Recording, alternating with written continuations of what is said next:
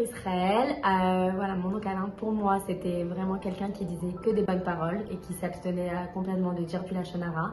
Alors, comment se renforcer au quotidien pour faire du Lachon Tov? Il est effectivement très important d'avoir de bonnes paroles. Dans la Chassidut, il est écrit que l'homme a 3 vêtements.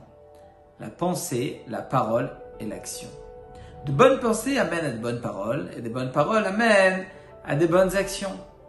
À nous de travailler nos pensées, d'avoir marchavot tovot, de bonnes pensées sur les uns et les autres. Lorsque nous pensons négativement, que tout le monde nous en veut, que les gens sont contre nous, que nous avons des ennemis, que les gens parlent mal de nous, alors automatiquement, ça crée une pression à l'intérieur de nous, du stress. Et nos sages disent que le stress est mauvais pour l'homme, comme des flèches qui nous atteignent. Faisons comme disait le Rabbi Alexandrie dans le Talmud. Un jour, il est arrivé sur la place du marché et il a proclamé en disant « Qui veut la vie ?» Alors tout le monde s'est réuni autour de lui. Tiens donc, il a certainement avec lui un médicament qui puisse nous donner Arichut Yamim, une longue vie. Alors Rabbi Alexandrie leur a dit, le roi David l'a déjà dit, Mi ha'ish hachafetz chaim, qu'il est l'homme qui désire la vie, Oev Yamim, qui aime les jours, Netzor leshancha mera, fais attention à ta langue, qu'elle ne dise pas des médisances. Mais comment fait-on pour garder des pensées positives alors que souvent nous sommes déçus de notre entourage?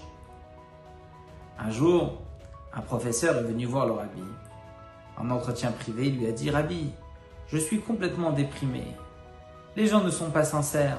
On me dit bonjour, mais derrière mon dos, les gens parlent du mal de moi. Et je suis véritablement déçu. Que puis-je faire ?» Alors le rabbi lui dit « Lorsque tu marches dans la rue, que vois-tu? Des beaux immeubles, des belles choses, parfois des belles montagnes. Mais est-ce que tu as un jour essayé de creuser un petit peu dans la terre? Si tu creuses, tu vas trouver des choses qui ne sont pas si jolies, des cailloux, de la boue, des pierres. Mais attention, si tu creuses un peu plus loin, tu vas trouver des trésors, des diamants, des sources de vie. Tout s'y trouve à l'intérieur. En réalité, toi tu t'arrêtes sur l'aspect extérieur.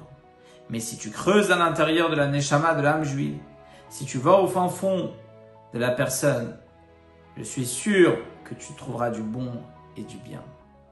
Alors pensons bien sur les autres et à ce moment-là, cela va nous aider à avoir de bonnes paroles et plus tard de bonnes actions et ainsi amener le Mashiach très rapidement. De bonnes nouvelles et à bientôt.